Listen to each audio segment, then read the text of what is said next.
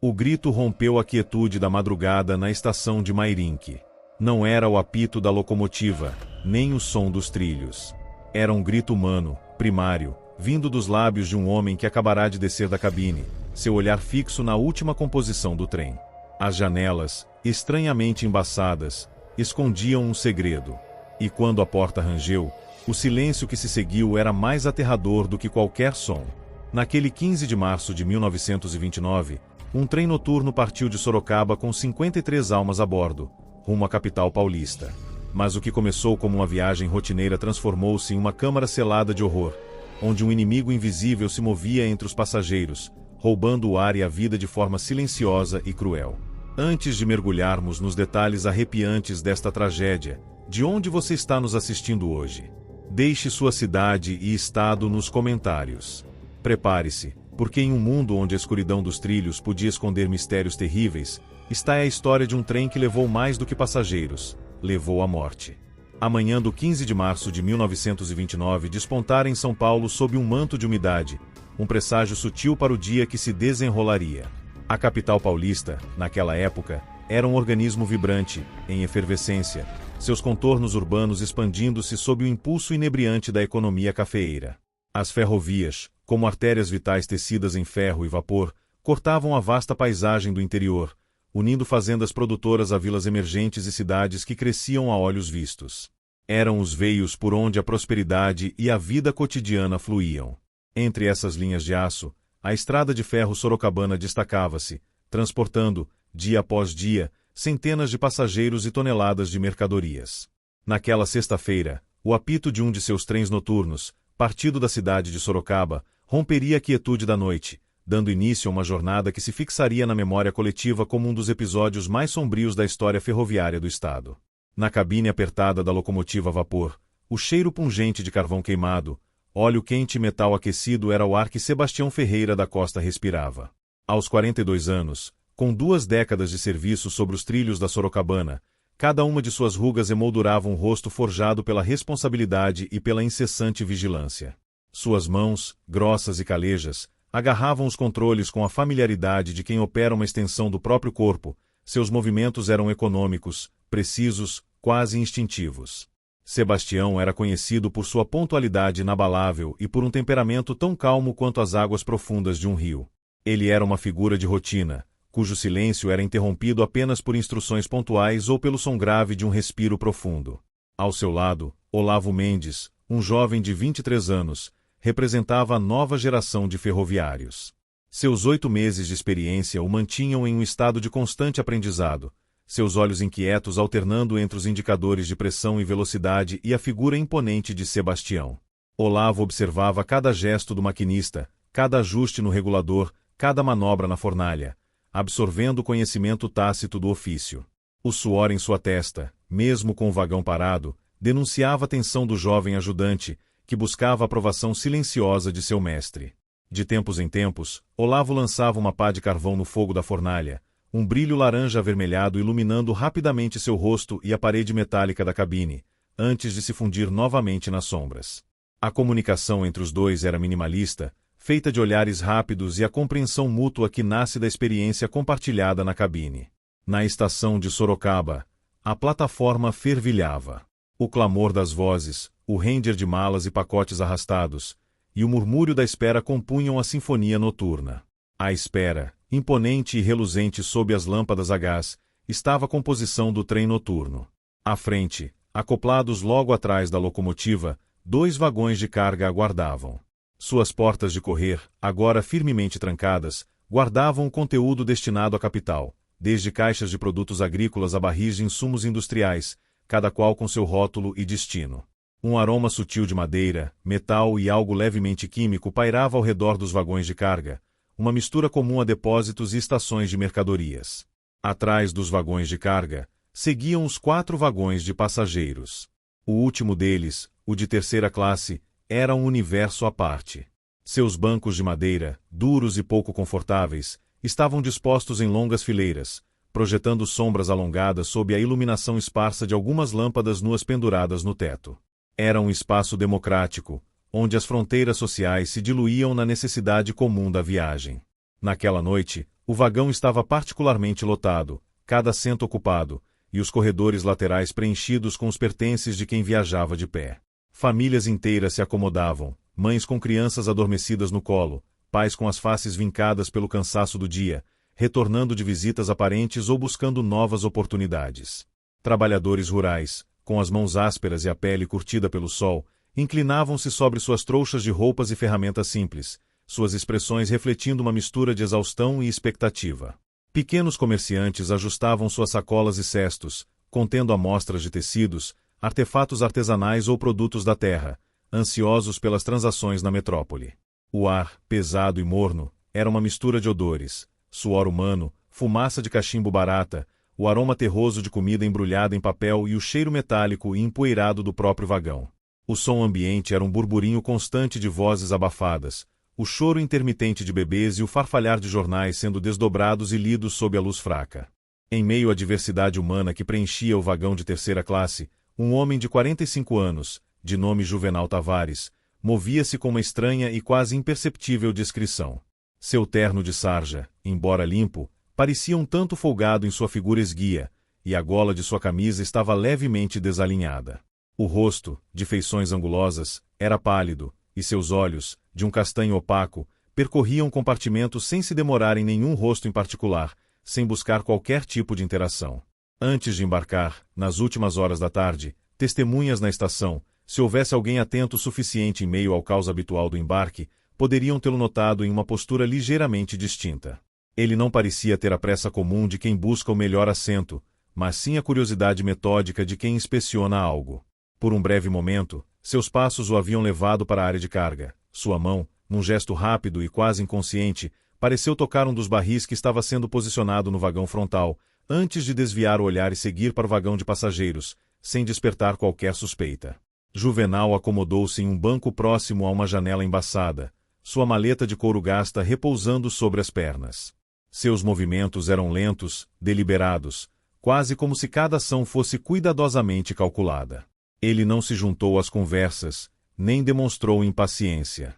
Seus olhos apenas observavam os outros passageiros, a quietude de sua figura um contraste com a movimentação e o barulho ao redor. Era uma calma que, aos olhos de um observador desavisado, passaria por simples introspecção, mas que, na retrospectiva dos eventos, seria lembrada como uma inquietante serenidade. Pontualmente às 22 horas, o apito longo e grave da locomotiva rasgou a umidade da noite, vibrando pela estrutura da estação e dissipando-se no ar. Um último aceno apressado foi trocado na plataforma entre um passageiro e um parente. Em seguida, um tranco seco e pesado percorreu a composição, um sinal inconfundível de que os vagões, um a um, estavam se libertando da inércia. O metal rangeu, as correntes estalaram, e as rodas de ferro, grandes e majestosas, começaram seu giro lento e metódico sobre os trilhos, soltando nuvens densas de vapor e carvão. A estação de Sorocaba, com suas luzes amareladas e seu burburinho de despedidas e reencontros, começou a recuar rapidamente, transformando-se em um borrão luminoso que logo se perdeu na escuridão. Na cabine, Olavo ajustou sua postura ao lado de Sebastião, sentindo o ritmo do trem se acelerar. O som das rodas sobre os trilhos tornava-se um eco constante, uma batida rítmica que hipnotizava. A paisagem rural de Sorocaba emergiu da escuridão, com as últimas luzes das fazendas e das casas solitárias sumindo no horizonte. Era uma noite sem lua, e a ausência de qualquer brilho natural no céu intensificava a vastidão do manto negro acima, pontilhado apenas por estrelas que pareciam mais distantes e frias do que o usual. A brisa que entrava pelas frestas da cabine e das janelas do vagão trazia consigo uma umidade crescente, um cheiro de terra molhada e folhagem densa. Não demorou para que uma névoa fina, quase imperceptível a princípio, começasse a se arrastar sobre os campos e as margens dos trilhos. Ela subia lentamente das valas, dos riachos ocultos e da terra úmida, um véu translúcido que, pouco a pouco, ganhava corpo. Os contornos das árvores se tornaram difusos, as cercas pareceram fantasmas distantes. Os feixes de luz do farol da locomotiva, antes tão penetrantes, agora pareciam se desfazer na névoa, criando halos difusos, engolindo a visibilidade e tornando o mundo exterior uma mancha indistinta de sombras e vapor. O som das rodas, antes tão nítido, agora parecia ligeiramente abafado pela umidade crescente, e o apito do trem, quando soava, era absorvido pela densidade do ar. O trem, impulsionado por sua máquina incansável, mergulhava cada vez mais fundo na escuridão úmida, uma serpente de metal e luz, rumo a um destino que nenhum de seus 53 passageiros poderia antever, carregando consigo a normalidade de uma noite de rotina, prestes a ser quebrada por um horror invisível. A noite engolia a paisagem sem reservas, transformando o mundo exterior em uma massa indistinta de sombras densas e uma neblina que, a cada minuto, tornava-se mais espessa. O trem da Sorocabana, uma serpente de metal e vapor, serpenteava pelos trilhos com uma cadência implacável, seu rugido abafado pelo ar úmido. Na cabine da locomotiva, Sebastião Ferreira da Costa, a figura robusta emoldurada pelo brilho avermelhado do fogo da fornalha, mantinha os olhos fixos à frente, seus sentidos aguçados pela rotina de décadas. O apito grave da máquina, um som familiar e poderoso, cortava a densidade crescente da névoa que se adensava sobre os campos e matas fechadas, uma notificação para qualquer alma que ousasse estar acordada em tal hora, ou para a vida selvagem que habitava a noite. Ao seu lado, Olavo Mendes, o jovem ajudante, alimentava o fogo com mais carvão, o ruído seco das pás contra o metal misturando-se ao ronco potente da máquina. Os dois homens, imersos em sua rotina de ferro e fumaça, estavam alheios à mudança sutil e sinistra que começava a tomar conta do ambiente nos vagões mais distantes. O ritmo ininterrupto das rodas sobre os trilhos era uma canção monótona, um mantra de progresso que, naquela noite, impulsionava a composição em direção a Mairinque e a um destino impensável. Por volta da meia-noite, quando os ponteiros imaginários do tempo marcavam o auge da escuridão e o trem já atravessava uma região de mata densa, uma alteração quase imperceptível começou a se manifestar no último vagão, o de terceira classe. Primeiramente, um cheiro. Sutil, quase disfarçado pelos odores habituais de um compartimento lotado, o suor humano, o fumo de cachimbo barato de um operário adormecido, a poeira antiga dos assentos de madeira e o ranço de comida embrulhada. Mas, para quem estava atento, havia algo novo, uma nota dissonante que não pertencia à viagem. Um aroma acre, ligeiramente metálico, com um toque químico que remetia a algo queimado, mas sem a fuligem comum de uma fogueira ou ao odor de produtos de limpeza industrial. Parecia escorrer das frestas do assoalho, uma exalação do próprio trem, subindo lentamente pelo ambiente. Um homem idoso, de cabelos ralos e barba grisalha, com um lenço xadrez sobre as pernas, foi o primeiro a torcer o nariz, franzindo as sobrancelhas em um gesto de estranhamento.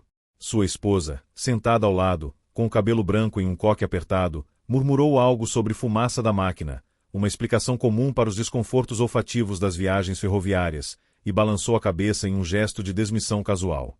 Outros passageiros, igualmente, pareciam buscar explicações banais para o incômodo.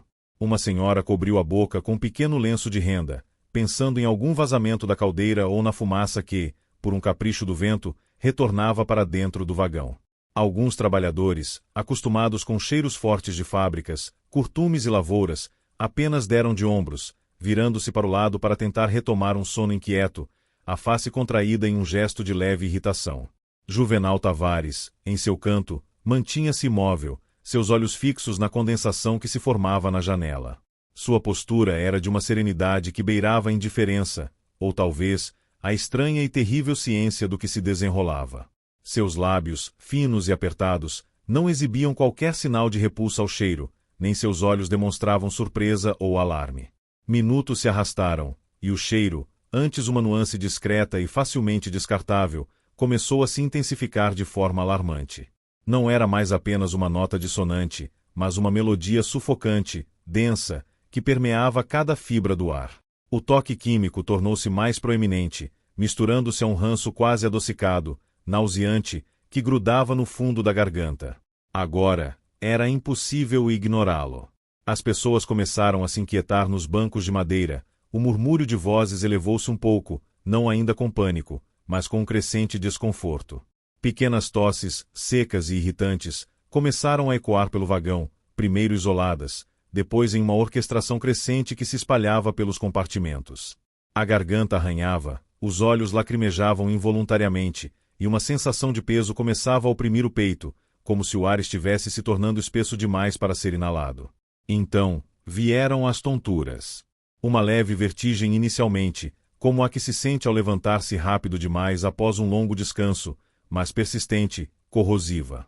Uma jovem mãe, embalando seu bebê que ressonava baixinho, sentiu a cabeça girar, e precisou se segurar na barra do assento à frente, seus nós dos dedos embranquecendo com a força.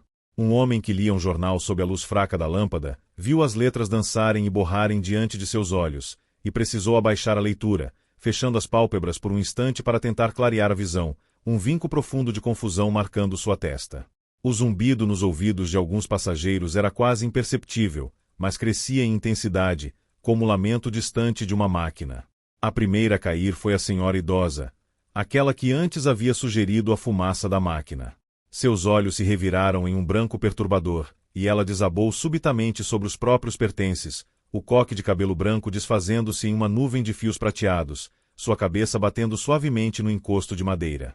Seu marido, aquele que torcera o nariz momentos antes, tentou socorrê-la.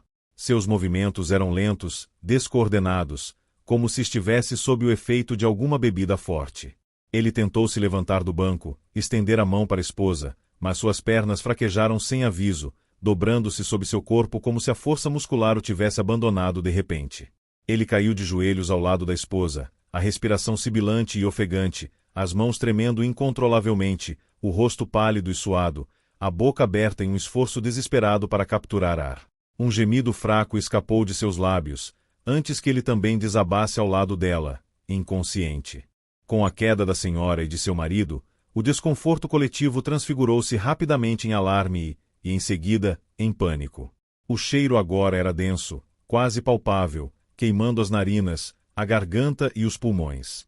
Era como se o próprio ar tivesse se transformado em um veneno.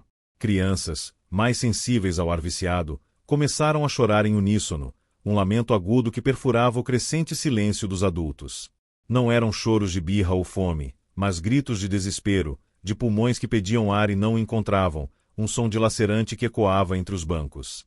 Homens fortes, antes confiantes, agora tinham os rostos contraídos em uma máscara de agonia, tentavam gritar por socorro, mas suas vozes saíam fracas, roucas, quase abafadas, como se as cordas vocais estivessem paralisadas.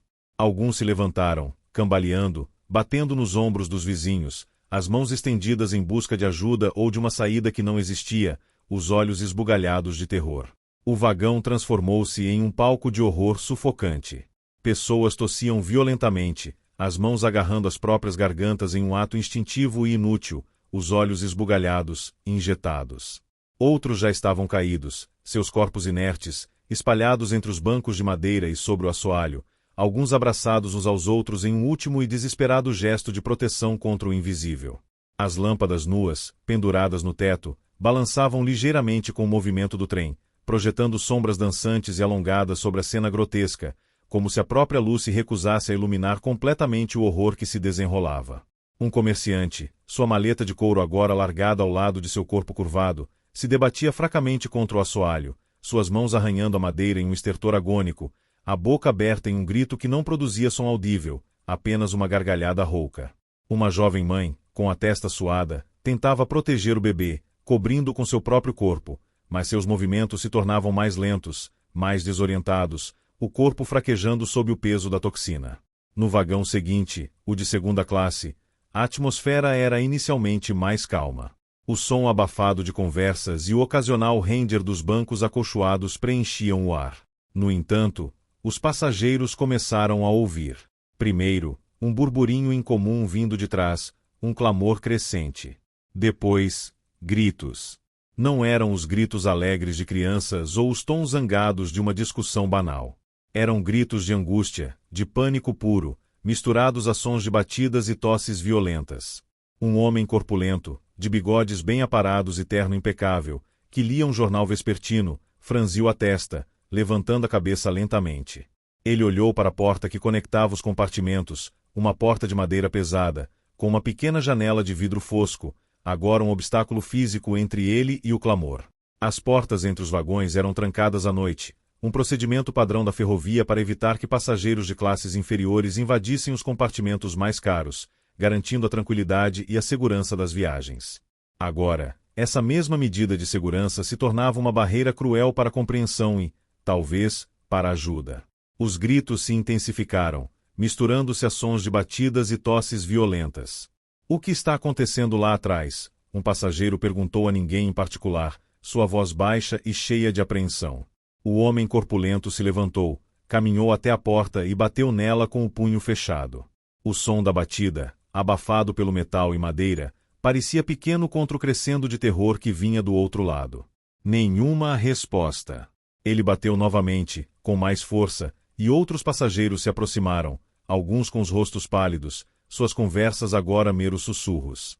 Alguns homens mais jovens, motivados por uma onda de adrenalina e um desejo de auxiliar, tentaram forçar a porta, empurrando seus ombros contra a madeira maciça.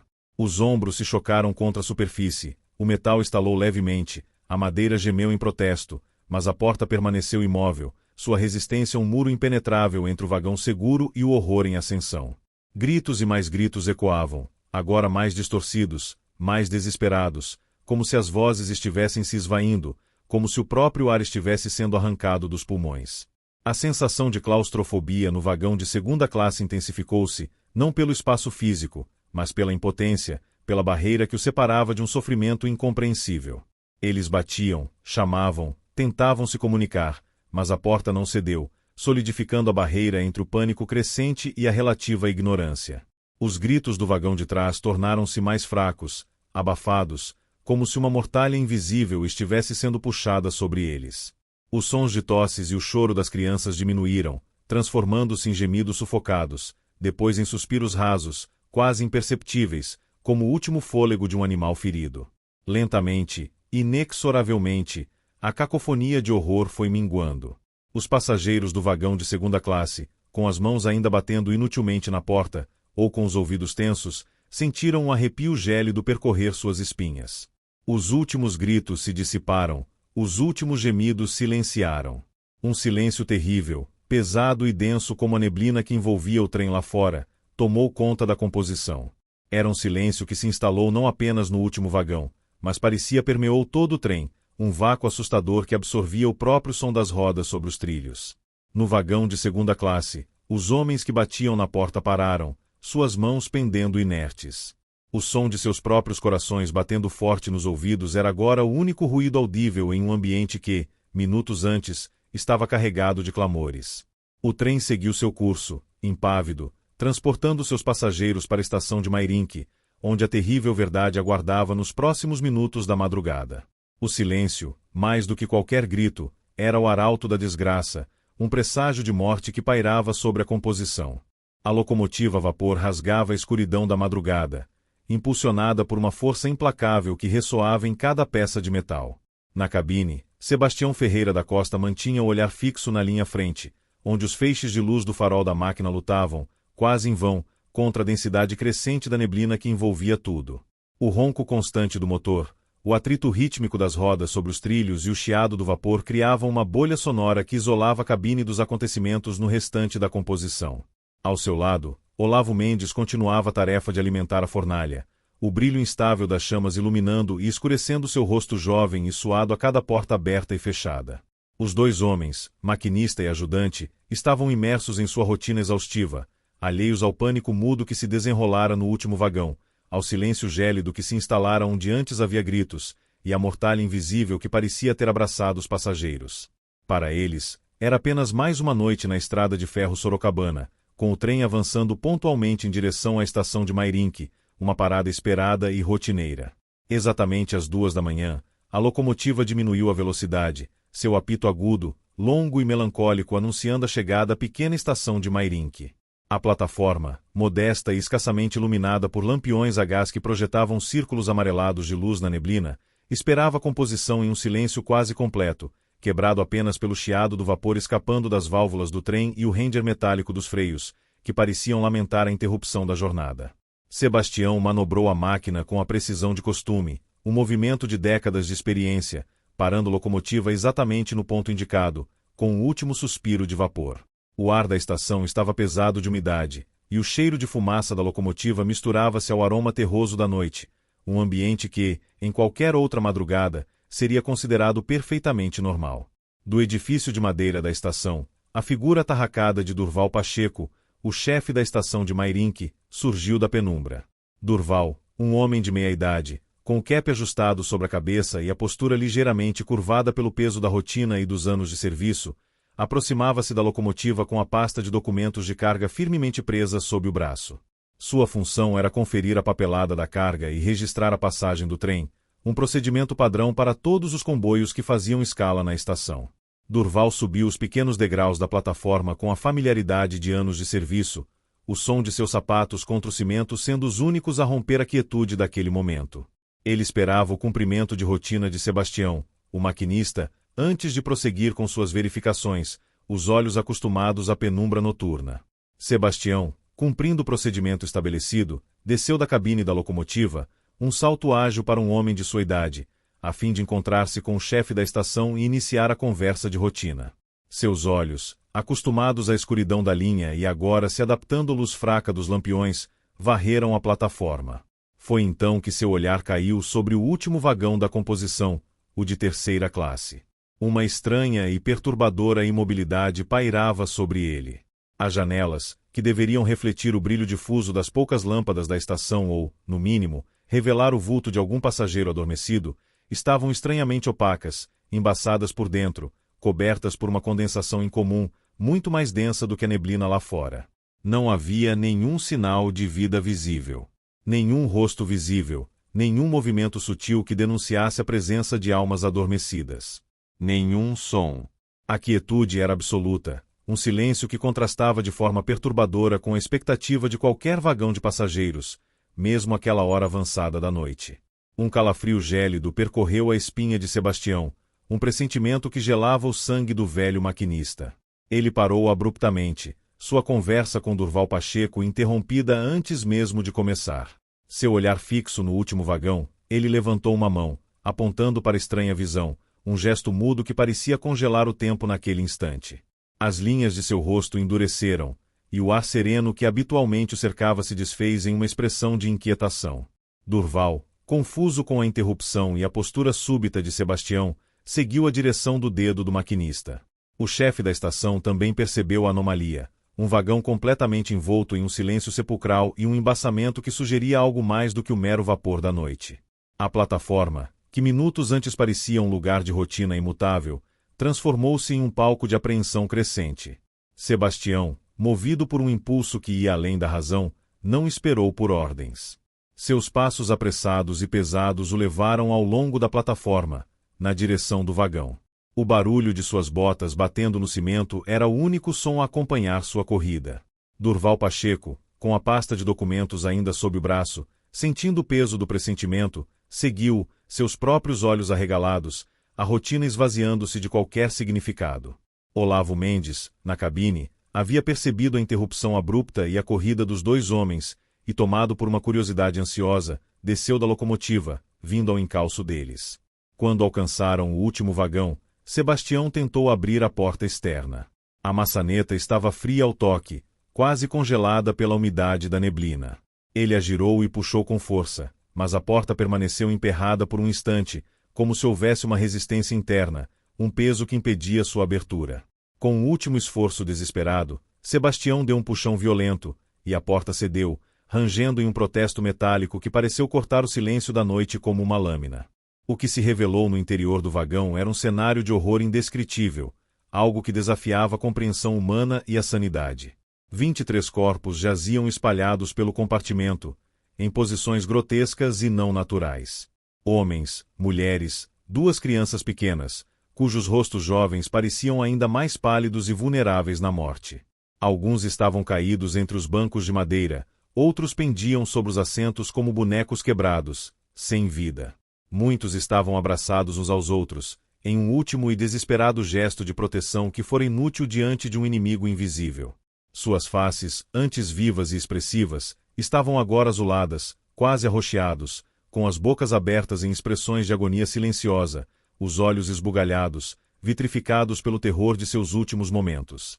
Não havia ferimentos visíveis, nem sequer uma gota de sangue que pudesse explicar tamanha devastação e morte. Apenas a morte, fria e inescapável, havia varrido o compartimento de forma brutal e silenciosa. O cheiro acre e químico, antes sutil e irritante, agora era denso e pungente, grudado nas paredes, no ar estagnado, nas próprias roupas dos mortos, um testemunho mudo e avassalador da tragédia. Sebastião recuou um passo, cambaleando, um grito primal e gutural rasgando sua garganta, um som de puro terror que parecia ecoar na quietude sepulcral do vagão, quebrando o silêncio do horror. Durval Pacheco, parado à entrada, levou as mãos à boca, seus olhos fixos na cena, a face branca de choque, a pasta de documentos escorregando de seus dedos e caindo no chão da plataforma. Olavo Mendes, que havia corrido da locomotiva ao ouvir o grito arrepiante de Sebastião, parou abruptamente na entrada do vagão, seus olhos se arregalando, a visão gravando-se em sua mente para sempre, uma imagem que o assombraria por muitos anos. O trio, antes tão enraizado na rotina, estava agora diante de uma manifestação de horror tão profunda que parecia rasgar o véu da realidade. Em meio aos mortos, contudo, um lampejo de urgência, um fio tênue de esperança, se manifestou. Alguns corpos apresentavam sinais tênues de vida. 13 pessoas, ao todo, jaziam inconscientes, mas ainda respiravam fracamente, suas respirações sibilantes e superficiais indicando uma luta contínua e desesperada pela existência. Seus rostos também estavam pálidos, azulados, mas seus peitos subiam e desciam em movimentos quase imperceptíveis, um sinal de vida teimosa. A descoberta trouxe um lampejo de urgência para o choque inicial que paralisara a todos. Durval Pacheco, recuperando-se do estupor inicial, começou a gritar por socorro, sua voz trêmula ecoando pela estação vazia, chamando por outros funcionários. Ajuda! Ajuda aqui! Tem gente viva! Outros funcionários da ferrovia, despertados pelo clamor ou já presentes na estação para os trabalhos da madrugada, correram ao vagão, seus rostos contorcidos em expressões de horror e descrença ao testemunharem a cena. Maçãs improvisadas, feitas de tábuas e cobertores, foram rapidamente providenciadas, e os 13 sobreviventes foram imediatamente removidos do vagão. Seus corpos pálidos e inertes foram levados às pressas para o pequeno hospital de Mairinque, uma estrutura modesta com poucos recursos, mas que era a única esperança de vida naquelas horas escuras e terríveis. O vagão, antes cheio de vida e promessas, agora era uma câmara de morte. No hospital, a cena era de caos controlado. Médicos e enfermeiras, despertados abruptamente de seu sono, trabalhavam febrilmente sob a luz bruxuleante das lâmpadas a óleo, seus rostos marcados pela preocupação e pela urgência. A gravidade dos casos era evidente. Apesar dos esforços desesperados, as condições precárias do hospital e a natureza desconhecida do mal que os acometera selaram o destino de alguns. 3 dos 13 sobreviventes sucumbiriam nas horas seguintes sem recuperar a consciência, suas vidas esvaindo-se em suspiros finais, seus corpos se juntando aos que ficaram no vagão. A morte continuava sua colheita, agora nos leitos de um hospital improvisado, longe dos trilhos. Os outros 10 levariam dias para despertar, suas mentes imersas em um nevoeiro de inconsciência profunda.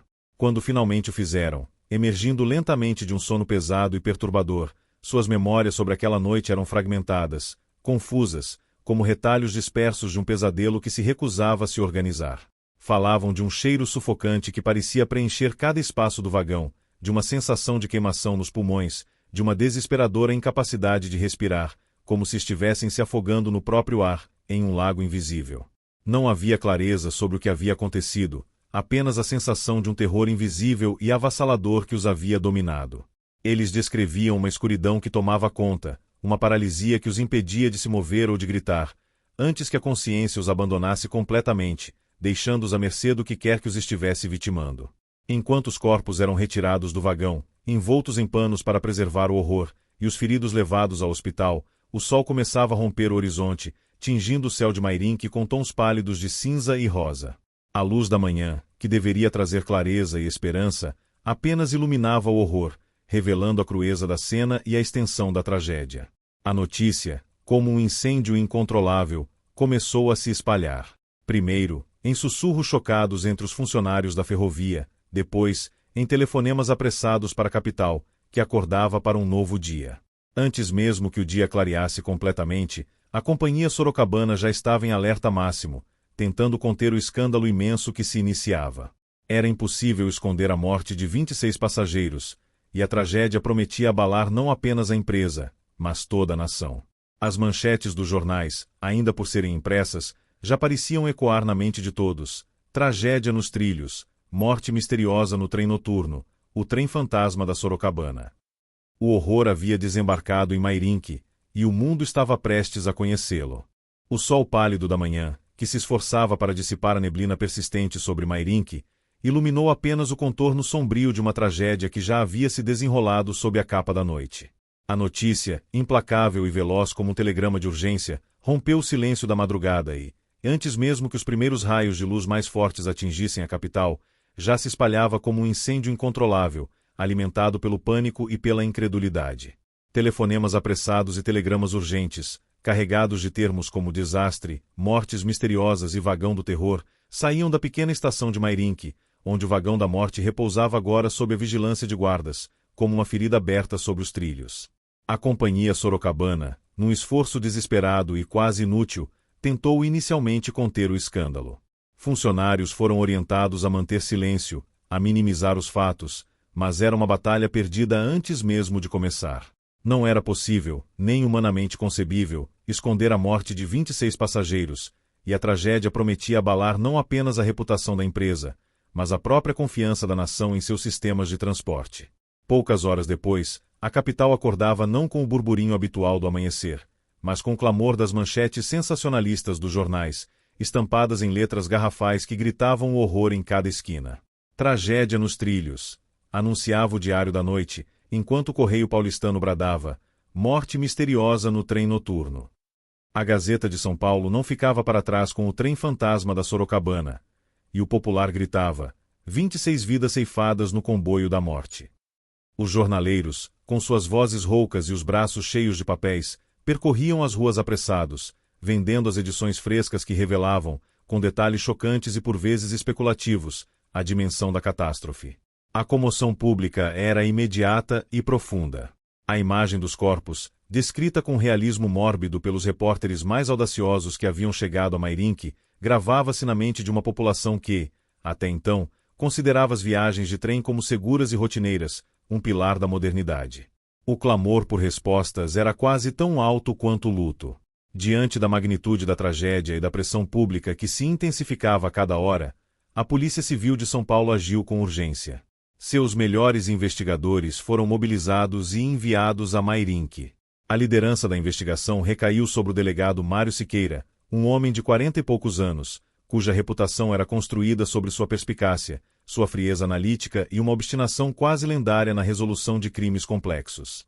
Mário Siqueira, com seu terno cinza bem cortado, que parecia intocado pela poeira da viagem, e um olhar penetrante que não perdia um detalhe, chegou à estação ainda pela manhã. Sua presença imponente e calculada contrastava com a desolação e a confusão que ainda pairavam no local. Uma nuvem de fumaça de cachimbo, seu vício discreto, acompanhava-o enquanto ele observava o vagão, agora isolado e sob guarda policial. O cheiro acre e químico, embora mais fraco, ainda pairava no ar ao redor da estrutura, um lembrete persistente e nauseante do que havia acontecido ali. A estação de Mairinque, que antes exalava a rotina pacata de uma parada interiorana, agora era um cenário de atividade febril. Policiais uniformizados se misturavam a funcionários da ferrovia com os rostos marcados pelo choque, e a curiosos que se aglomeravam à distância, tentando vislumbrar os detalhes do horror. Mário Siqueira, sem perder tempo, estabeleceu um perímetro, interrogou os primeiros envolvidos, Sebastião Ferreira da Costa e Durval Pacheco, ambos ainda em estado de choque, seus depoimentos iniciais carregados de medo e confusão. Sebastião, em particular, relatou o que viu ao descer da cabine, a visão do vagão embaçado, o silêncio atordoante e o grito que rompeu ao abrir a porta. A primeira e mais urgente etapa da investigação, no entanto, foi a análise dos corpos. Os 26 mortos, após serem removidos do vagão em meio a um silêncio reverente e a passos apressados, foram transportados para a capital, onde seriam submetidos a autópsias minuciosas no Instituto Médico Legal. Médicos legistas, homens experientes, acostumados com cenas de violência e acidentes ferroviários, depararam-se com um mistério perturbador. Os corpos não apresentavam sinais de violência externa, nenhuma marca de luta, nenhum ferimento a bala ou faca, nenhuma contusão que pudesse indicar um confronto físico. As roupas estavam intactas, os pertences, em sua maioria, no lugar. A pele azulada, quase arroxeada, as expressões de agonia congeladas e os olhos esbugalhados eram os únicos traços visíveis de um sofrimento extremo. As crianças mortas pareciam pequenas bonecas abandonadas, com as faces lívidas e a boca aberta em um grito que nunca foi ouvido. No entanto, o exame interno revelou algo enigmático e alarmante. Todos os mortos apresentavam sinais claros de asfixia. Seus pulmões estavam encharcados de fluido, como se tivessem se afogado no ar, um fenômeno desconcertante para os patologistas da época que não encontravam uma causa mecânica ou física aparente para tal sufocamento. Era uma morte sem causa aparente, sem um agressor visível, um mistério silencioso que desafiava a compreensão médica. O relatório preliminar dos legistas era claro: a causa da morte era asfixia, mas a forma como ela ocorreu era um enigma. Diante dos resultados intrigantes das autópsias, a investigação tomou um novo e crucial rumo. A equipe de Mário Siqueira acionou químicos e especialistas forenses para analisar o interior do vagão de terceira classe. O vagão, agora um invólucro vazio de madeira e metal, foi rebocado para um pátio isolado da Companhia Sorocabana e transformado em um laboratório improvisado, sob forte vigilância. Os especialistas, munidos de equipamentos rudimentares para a época, mas com um rigor científico que compensava a falta de tecnologia, passaram dias vasculhando cada centímetro do compartimento. Coletaram amostras do ar, da poeira do assoalho, dos tecidos dos assentos, das frestas entre as tábuas. O cheiro acre e químico que persistia no vagão, embora diminuindo gradualmente, era um dos primeiros indícios a serem investigados com afinco. Técnicos rasparam pequenas quantidades de resíduos das superfícies e as submeteram a testes químicos preliminares, buscando qualquer substância em comum. Após 3 dias de trabalho exaustivo, de análises meticulosas e testes repetidos, a persistência dos químicos foi recompensada. Eles encontraram vestígios de monóxido de carbono em concentrações letais no compartimento. A descoberta foi crucial. O mais importante, a origem parecia ser o compartimento de carga logo abaixo do assoalho do vagão de passageiros. Era o assassino invisível identificado. O monóxido de carbono, um gás inodoro, incolor e insípido, mas extremamente tóxico, era o assassino invisível que se encaixava perfeitamente com os sintomas e as autópsias. Sua presença explicava a asfixia sem violência, a tontura repentina, o desmaio e, finalmente, a morte silenciosa e sem luta, asfixiando as células do corpo e levando ao acúmulo de fluido nos pulmões. Os pulmões encharcados, a asfixia, tudo se encaixava com a ação desse gás traiçoeiro. A investigação voltou-se então para os vagões frontais, os de carga. Os registros da Companhia Sorocabana indicavam que os 2 primeiros vagões transportavam diversos itens, incluindo barris de produtos químicos destinados a uma fábrica em São Paulo, além de outras mercadorias comuns da época, como sacas de café, tecidos e ferramentas. A equipe do delegado Mário Siqueira inspecionou meticulosamente cada barril, cada caixa, cada engradado. Foi em um dos barris de carvão vegetal, um recipiente grande e robusto, com suas amarras de metal enferrujadas, que encontraram a primeira evidência concreta da fonte do gás, uma rachadura. A fissura, embora não fosse imensa, era suficiente para permitir que os gases tóxicos emanados pelo carvão vegetal, que ainda estava em processo de combustão lenta, uma queima incompleta que libera monóxido de carbono em vez de dióxido de carbono, vazassem lentamente para o exterior. A descoberta de um barril rachado com carvão vegetal e emanações tóxicas parecia, à primeira vista, resolver o mistério. Um acidente. Uma falha na embalagem, uma negligência no transporte ou no armazenamento. Mas a equipe de investigadores, liderada por Mário Siqueira, não se contentou com uma resposta tão simplista. A dúvida começou a se instalar na mente do delegado. Uma simples rachadura, mesmo em um barril de carvão em combustão lenta, justificaria uma concentração letal de gás capaz de matar 23 pessoas e deixar 13 em estado crítico em um vagão inteiro? O fluxo de ar normal de um trem em movimento, mesmo em um vagão de terceira classe com suas frestas e ventilação precária, não deveria dissipar o gás antes que ele atingisse tais níveis de toxicidade mortal? A resposta, após consultas a especialistas em ventilação de trens e engenheiros, parecia ser não. Havia algo mais. Os especialistas afirmaram que, embora o vagão de terceira classe tivesse um sistema de ventilação precário e o assoalho apresenta-se várias frestas, o volume e a velocidade do gás que vazaria de uma rachadura comum dificilmente causariam uma tragédia de tamanha proporção. Seria necessário um acúmulo, uma concentração exacerbada.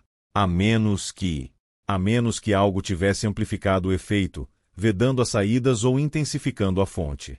Foi essa lacuna lógica, essa dissonância entre a causa aparente e o efeito devastador, que impulsionou a investigação para um rumo mais sombrio. A hipótese de um acidente puro e simples começou a se esvair na fumaça fria das evidências. Surgiu uma pergunta perturbadora, um sussurro gelado nos corredores da polícia. alguém teria comprometido intencionalmente o barril, agravando a rachadura, ou bloqueado propositalmente as saídas de ventilação do vagão para reter o gás e aumentar sua concentração. A ideia de um ato deliberado, de um crime premeditado e cruel, começou a ganhar força nos círculos da Polícia Civil. A mente do delegado Mário Siqueira, que antes buscava uma falha mecânica, um descuido ou uma calamidade natural, agora se abria para a possibilidade de uma mente criminosa. As implicações eram aterrorizantes. Se não foi um acidente, então quem poderia ter cometido tal atrocidade? E por quê? O trem da morte, que parecia apenas uma tragédia fortuita, começava a revelar os contornos de uma violência invisível e calculada. A teia da investigação, que começara a se desenrolar com fatos e evidências científicas, estava agora pronta para capturar algo muito mais sinistro: a intenção humana por trás da morte de 26 inocentes. O silêncio daquela madrugada em Mairinque, outrora um mistério, começava a clamar por justiça, exigindo a revelação do verdadeiro rosto por trás do horror. O delegado Mário Siqueira voltou a Mairinque com uma convicção que não o deixava dormir. As provas químicas e os relatórios técnicos lhe davam um retrato de morte acidental, mas os detalhes, os pequenos absurdos que se recusavam a se encaixar, formavam uma sombra maior. O barril rachado não bastava. O sistema de ventilação obstruído era um sinal de algo proposital. E, sobretudo, havia o nome que surgia, sutil e insistente, nas notas de inventário e nas listas de passageiros: Juvenal Tavares. Nos arquivos da Companhia Sorocabana, Tavares constava como passageiro de terceira classe, embarcado em Sorocaba às 21h47, destino: São Paulo. Nenhum acompanhante, nenhum parente. Levava uma maleta pequena e um envelope lacrado endereçado à esposa, que fora encontrado em seu bolso. Era o tipo de detalhe que Mário Siqueira aprendia a reconhecer como um portal, o gesto final de um homem à beira do colapso. A carta, redigida com caligrafia firme mas irregular, trazia um desespero contido. Juvenal confessava perdas financeiras irreversíveis, a falência de seus negócios, dívidas com agiotas, o nome manchado e a vergonha iminente. Falava da esposa, Amélia, com uma ternura trágica, e terminava com uma frase que o delegado releu diversas vezes, tentando extrair dela o tom de um adeus ou de uma confissão. O mundo me fez respirar dívidas, mentiras e promessas quebradas. Talvez seja justo que o ar se torne minha sentença. A análise do vagão confirmou o que a carta insinuava. As saídas de ventilação do piso estavam bloqueadas por trapos e estopas embebidos em graxa, materiais que só poderiam ter sido posicionados manualmente, de dentro. O barril rachado havia sido deliberadamente fragilizado, marcas de instrumento cortante eram visíveis no anel metálico. A hipótese que se formava era clara e horrenda. Juvenal Tavares, com pleno conhecimento técnico, ele havia trabalhado por anos em uma fábrica de fertilizantes e possuía noções básicas de química. Manipulou o barril antes do embarque e, durante a viagem, bloqueou as frestas do assoalho, transformando o vagão de terceira classe em uma câmara de gás móvel. As motivações exatas talvez jamais fossem conhecidas, mas as circunstâncias falavam por ele. Um homem arruinado, humilhado, cercado de dívidas, prestes a perder tudo, talvez tenha buscado vingança contra o próprio mundo, um mundo de promessas quebradas e máquinas indiferentes, onde o progresso esmagava os que não conseguiam acompanhá-lo. Durante o interrogatório dos sobreviventes, nomes se repetiam em meio às lembranças fragmentadas. O homem de terno marrom, o sujeito calado junto à janela, aquele que não tossia enquanto todos sufocavam. Todos o descreviam com a mesma serenidade perturbadora. Juvenal não reagiu. Não lutou. Não tentou escapar. Apenas permaneceu sentado, observando o caos, até que seu corpo cedeu como os demais. Quando a casa de Tavares foi revistada em Sorocaba, a polícia encontrou uma segunda carta, esta nunca enviada, escrita com a precisão de um manifesto e a febre de um delírio. A fumaça é justiça, e o ar, o tribunal. Não serei o único a respirar o que o mundo me obrigou a engolir. A imprensa fez o que sabia fazer de melhor, transformou o homem em lenda. Uns o chamaram de o viúvo do ar, outros de o engenheiro da morte. As manchetes se tornaram cada vez mais grotescas, e o público, faminto de histórias, consumiu cada detalhe. A Companhia Sorocabana, pressionada pelo governo, indenizou as famílias e desmontou o vagão, queimando parte das peças em fornalhas industriais, como se o fogo pudesse apagar o que havia acontecido. Mas, para os ferroviários, o pesadelo não terminou. Meses depois, Maquinistas que cruzavam o trecho entre Sorocaba e Mairinque relataram fenômenos estranhos, luzes surgindo sobre os trilhos na madrugada, sons de tosses abafadas ecoando do nada, vultos sentados nos bancos de trens vazios. O cheiro, aquele mesmo odor químico e metálico, às vezes surgia repentinamente, carregado pelo vento, e desaparecia sem explicação. Um relatório interno da ferrovia, datado de 1930 e nunca publicado, menciona o depoimento de um condutor que, certa noite, ao passar pelo quilômetro 89 da linha, viu um homem de terno marrom sentado sozinho ao lado dos trilhos, a maleta apoiada nos joelhos. O farol da locomotiva o iluminou por um instante, e depois, nada. Nenhum corpo, nenhuma pegada. A história do trem da morte tornou-se parte do folclore ferroviário brasileiro, um sussurro entre trabalhadores e viajantes, contada em voz baixa nos botequins próximos às estações. Acreditava-se que, em noites de neblina densa, quando o apito distante de um trem ecoava pela serra, era possível ouvir o render das portas do vagão e o som de dezenas de respirações tentando escapar do ar que as matava. A verdade, contudo, jamais pôde ser encerrada em um relatório. A linha sorocabana seguiu ativa, os trens continuaram cortando o interior paulista como artérias de progresso. Mas há quem diga que, entre Mairinque e Sorocaba, o ar nunca mais foi o mesmo. O grito que rompeu a madrugada de Mairinque ainda ecoa, quase um século depois. O tempo apagou os trilhos originais, os vagões foram sucateados, os relatórios arquivados, mas há coisas que resistem à ferrugem. O horror do trem da morte não terminou com Juvenal Tavares. Ele apenas mudou de forma. Há quem diga que, em noites úmidas de março, o som de uma locomotiva antiga ainda se ouve nas encostas, mesmo sem haver trilhos. Que o ar se torna pesado, e o cheiro acre volta a preencher o vento. Os mais antigos aconselham, se ouvir o apito longínquo de um trem na madrugada, e não houver estação por perto, não respire fundo. Porque algumas viagens nunca chegam ao destino. E certos passageiros ainda não desceram.